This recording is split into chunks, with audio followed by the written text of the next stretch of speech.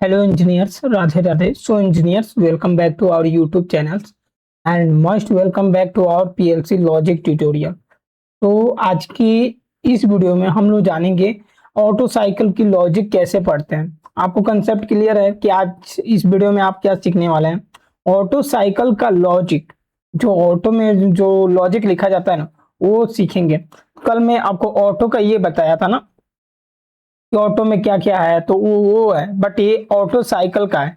Auto cycle में logic कैसे लिखते हैं, इक्वल का ब्लॉक लगा के सीक्वेंस वाइज लॉजिक कैसे लिखते हैं, उसका हम लोग आज डिस्कस करने वाले हैं। तो आपको क्लियर हो गया है कि हम लोग क्या सीखने वाले हैं। चलिए यही मैं आज बता देता हूँ, क्योंकि प्रीवियस वीडियो में मैंने एआई मैपिंग, अलार्म, ऑटो कुछ सब कुछ बता रखा हूँ। ठीक है, हम ऑटो साइकिल पे आ जाते हैं। सबसे पहले है जीरो नंबर रंग को हम लोग समझ लेते हैं, और यहाँ पे कुछ डिस्क्रिप्शन भी है, ठीक है, उसको भी हम लोग समझ लेते हैं। System reboot at first time और after power cut then auto cycle is restart again from zero state. मान लो कि सिस्टम रिबूट हुआ, क्या हुआ, सिस्टम रिबूट हुआ फर्स्ट टाइम, देन वो पावर कट हो गया, then auto cycle restart again from zero state. Auto cycle जो है ना, वो जीरो स्टेट से फिर से शुरू होगा। लाइक एज ऑटो साइकिल का लॉजिक लिखने से ही पहले ही यहाँ पे मतलब प्रोग्रामर ने लिख दिया है कि सिस्टम को रिबूट कैसे, मतलब ऑटो साइकिल का लॉजिक कब चलेगा और कहाँ से शुरू होगा। पावर से अगर बीच में कट हो जाता है तो फिर वो अपना ऑटो साइकिल जीरो से स्टार्ट होगा, मतलब एकदम इनिशियल पॉइंट से स्टार्ट होगा। ये क्लियर है। तो यहाँ पे फर्स्ट स्कैन और फर्स्ट स्कैन टीटी, ये क्या है। फर्स्ट स्कैन का मतलब जब आपका पीएलसी ऑफ होकर ऑन होता है ना, तो उससे उस समय एक पीएलसी बीट देता है, जिसे हम लोग एसएफएस बोलते हैं। अगर आप मेरा कर्सर को देखोगे तो यहाँ पे फर्स्ट स्कैन बीट है, तो फर्स्ट स्कैन बीट से एक टाइमर 1 सेकेंड का चलाया है। जैसे टाइमर का टीटी बीट अगर आएगा तो फिर इसको चालू कर देगा। टाइमर का टीटी बीट आया फिर भी इसको चालू कर देगा। ये हुआ फर्स्ट स्कैन बीट। केवल एक फर्स्ट स्कैन बीट से एक टाइमर को यहाँ पे चालू किया गया। और टाइमर कितने सेकंड का, 1 सेकंड का। 1 सेकंड में 1000 मिली सेकंड होता है, तो यही टाइमर है, टी-ऑन टाइमर यहाँ पे लगा हुआ है। अब फिर एक नंबर रंग को समझते हैं। अगर कंडीशन ओके है, कंडीशन ओके नहीं है, एनसी है ना, कंडीशन ओके नहीं है, अगर ऑटो स्टार्ट दबाए हैं तो ब्लिंक आपका लैच हो जाएगा। ये जो ब्लिंक है ये लैच हो जाएगा, ठीक है। अगर वॉल्व 1 यानी वॉल्व नंबर 1 अगर ऑटो मैनुअल में है, वॉल्व नंबर 2 ऑटो मैनुअल में है, वॉल्व नंबर 3 भी ऑटो मैनुअल में है, अब बीएफडी ऑटो मैनुअल में है, बीएफडी 3 भी ऑटो मैनुअल में है, कंडीशन ओके होगा, देन ब्लिंक को अनलैच करेगा। तो कंडीशन ओके कहाँ से लैच हो रहा है ये देखो,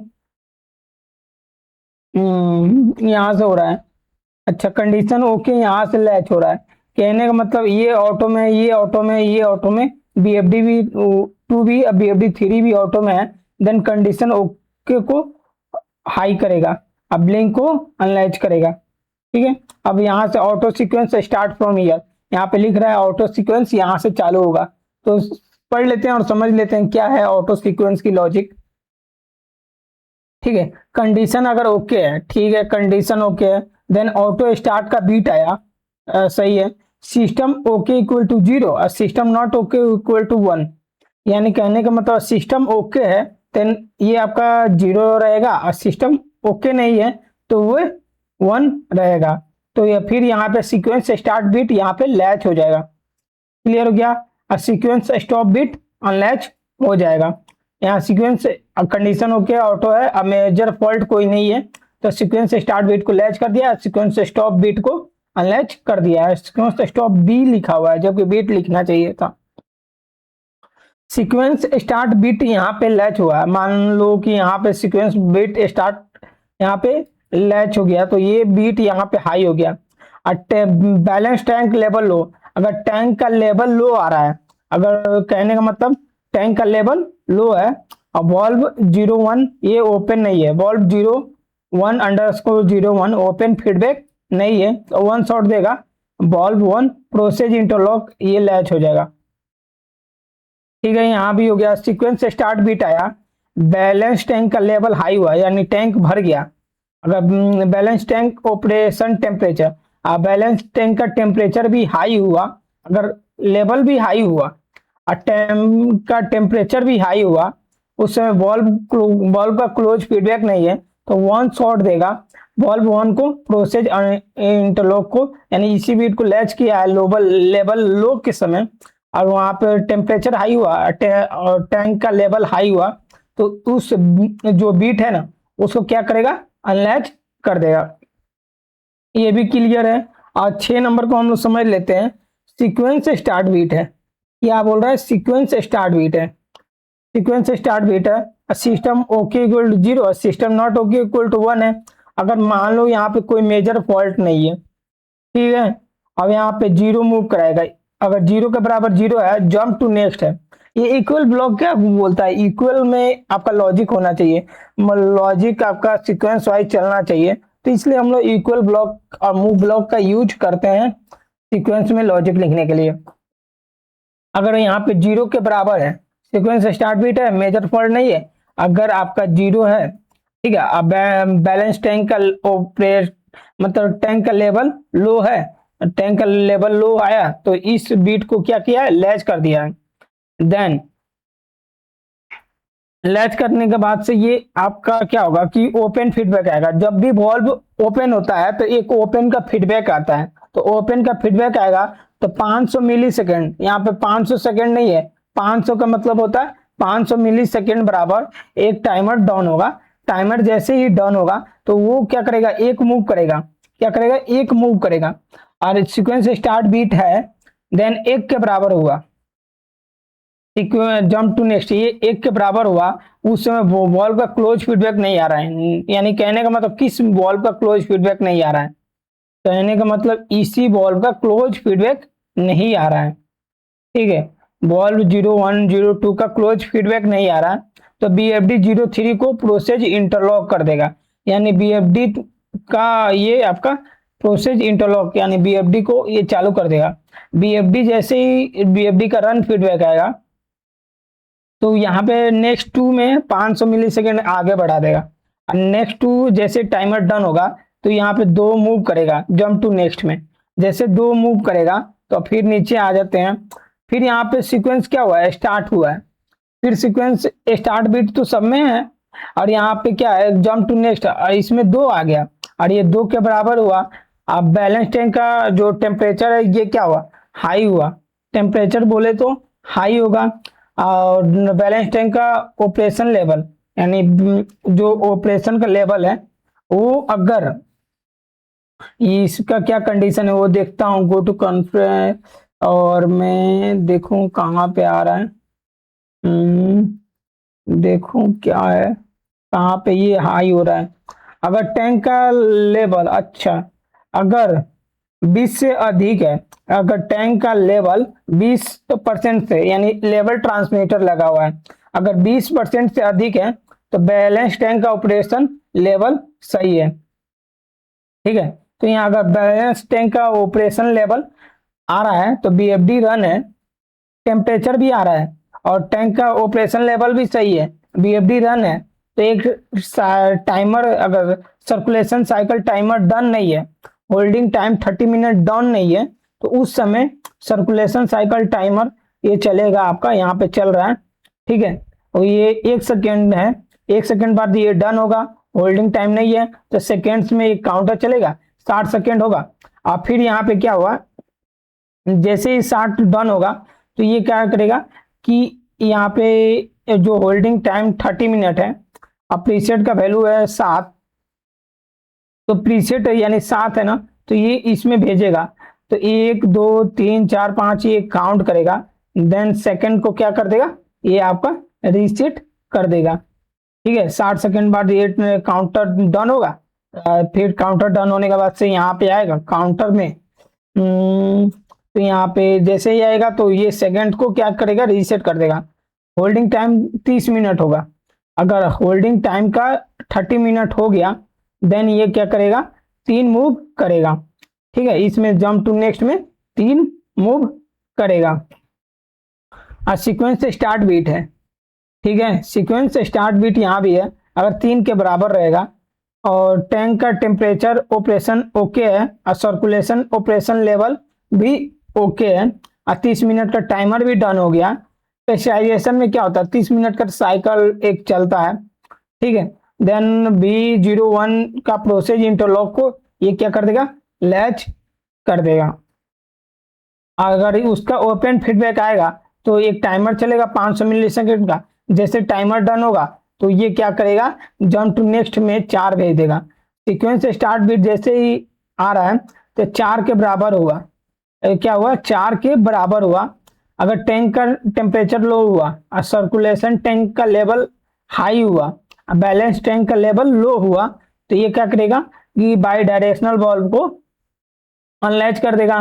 देन इसका क्लोज फीडबैक आएगा तो 500 मिलीसेकंड का एक टाइमर चलेगा। देन ये क्या करेगा कि 2 मूव कर देगा। ये यहाँ पे 4 मूव किया है, यहाँ पे 2 मूव किया है, जबकि ये गलत हो रहा है, ठीक है। 4 यहाँ पे है तो यहाँ पे 5 मूव करेगा। एक्चुअली इसने गलत कर रखा है। 5 मूव करेगा और देन यहाँ पे 5 के बराबर जाएगा, ठीक है। अगर 5 मूव किया, अगर 5 के बराबर गया, ठीक है। अब यहाँ पे टैंक का लेवल लो हुआ, मान लो कि टैंक का लेवल लो हुआ, ठीक है। उस समय बीएफडी को क्या करेगा कि बंद कर देगा। बीएफडी का रन फीडबैक नहीं आएगा तो 500 मिलीसेकंड का एक टाइमर चलेगा। देन 5 मूव करेगा, देन 5 मूव करेगा, फिर 6 के बराबर इक्वल होगा। सीक्वेंस स्टार्ट बीट 6 के बराबर होगा। देन इस बॉल को ये अनलैच कर देगा, ठीक है। इस बॉल को अनलैच करेगा, देन उसका क्लोज फीडबैक आएगा। अब क्लोज फीडबैक आएगा तो एक 5 सेकंड का एक टाइमर चलेगा। देन टाइमर चलने के बाद से ये 0 मूव कर देगा, ठीक है। तो यहीं पे आपका सीक्वेंस कंप्लीट हो जाएगा, ठीक है। 6 मतलब सीक्वेंस में ये लॉजिक लिखा गया है। और यह नीचे का देख लेते हैं, सीक्वेंस स्टार्ट बीट है। क्या है, सीक्वेंस स्टार्ट बीट है। अगर टैंक का लेवल लो नहीं है, सर्कुलेशन टैंक का लेवल नहीं वो लो नहीं है और सर्कुलेशन टैंक का ऑपरेशन टेम्परेचर, यानी ये टैंक का और टेम्परेचर आ रहा है तो 1 शॉट देगा, तो ये प्लांट सर्कुलेशन वॉल्व यानी सीक्वेंस स्टार्ट बीट मैंने किया हूं और टैंक का लेवल लो नहीं है और सर्कुलेशन टैंक का ऑपरेशन टेम्परेचर आ रहा है, 1 शॉट देगा। वॉल्व 01_04 प्रोसेस इंटरलॉक को इस वॉल्व को हाई कर देगा, यानी चालू कर देगा। ये प्लांट का सर्कुलेशन वॉल्व है। फिर सीक्वेंस स्टार्ट बीट आया और सर्कुलेशन टैंक ऑपरेशन टेम्परेचर, यानी इसका टेम्परेचर आ रहा है और इसका ओपन फीडबैक आएगा तो 1 सेकेंड का टाइमर चलेगा। जैसे सीक्वेंस स्टार्ट बीट है और ये टाइमर यहाँ पे डन हो गया तो 1 शॉट देगा। बीएफडी को ये चालू कर देगा, क्या करेगा, बीएफडी को चालू कर देगा।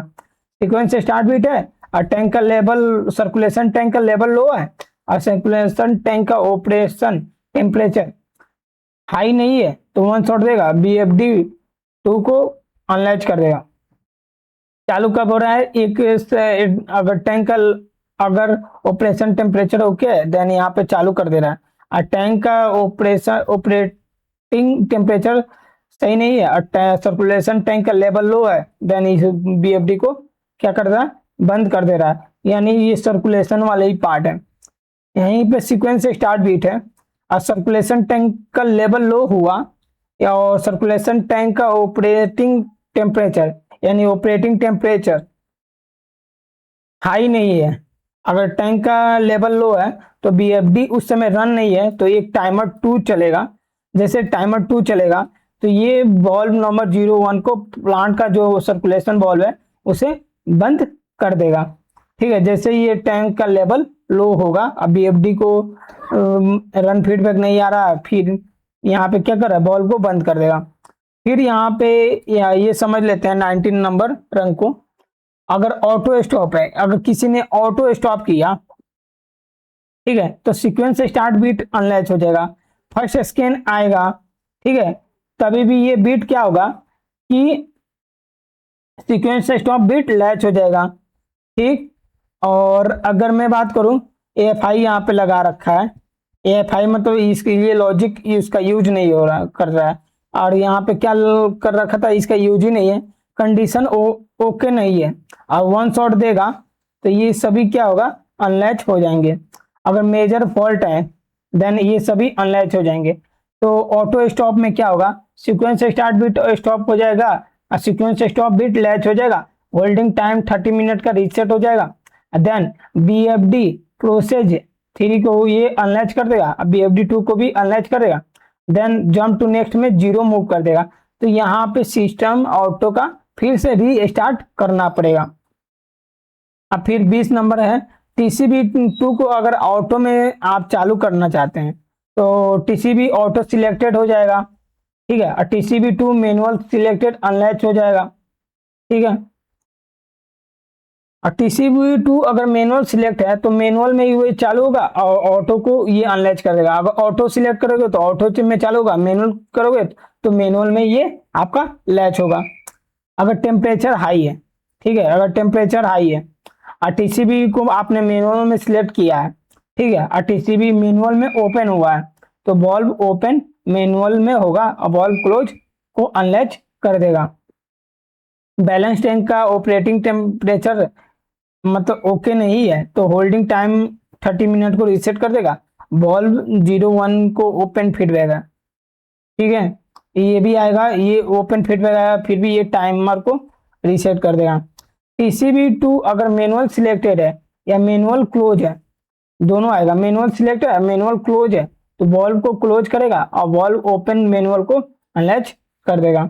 और ये यहाँ पे क्या है, 25 नंबर रंग क्या बोल रहा है, अगर ये ऑटो मैनुअल में नहीं है, ये भी ऑटो मैनुअल में नहीं है, ठीक है, बाई डायरेक्शनल भी ऑटो मैनुअल में नहीं है और ये भी ऑटो मैनुअल में नहीं है, ये TCB ऑटो सिलेक्टेड नहीं है, BFD भी ऑटो मैनुअल में नहीं है और BFD 3 भी ऑटो मैनुअल में नहीं है, तो कंडीशन नॉट ओके हाई है, ठीक है। यही था ऑटो साइकिल का लॉजिक, बस यही था कहानी कि आपको ऑटो लॉजिक का अगर आपको समझना है ना तो सिंपल सी बात है कि आप यहाँ से समझ सकते हो, ठीक है। 3 नंबर रंग से लेके ये आपका रंग पूरा जल रहा है यहाँ तक, ठीक है, और यहाँ पे हम लोगों ने 0 मूव करा दिया है, यहाँ तक ये आपका कंडीशन खत्म।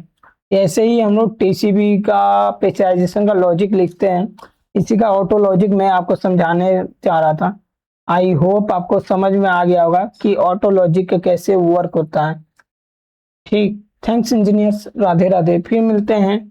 बॉयलर डाटा का कल मैं पढ़ के बताऊंगा, बॉयलर डाटा का ये तो है ही नहीं, DI मैपिंग में बता दूंगा, बॉयलर डाटा छोड़ दीजिए, बॉयलर डाटा भी बता देता हूँ, ये मैसेजिंग का ब्लॉग है, इसी में बता देता हूँ। ये बॉयलर का एक डाटा है, बॉयलर से कुछ डाटा लेना होगा, ठीक है, तो रीड मैसेज इंस्ट्रक्शन का यूज किया है, रीड डाटा यूटिलिटी, यूटिलिटी से हम लोग डाटा रीड कर रहे हैं, ठीक है। और इसमें आप देखोगे data to boiler, data to boiler है, डाटा टू बॉयलर, यानी दोनों तरफ टैग सेम है, और ये आपका नंबर ऑफ एलिमेंट क्या है, 100 है, ठीक है।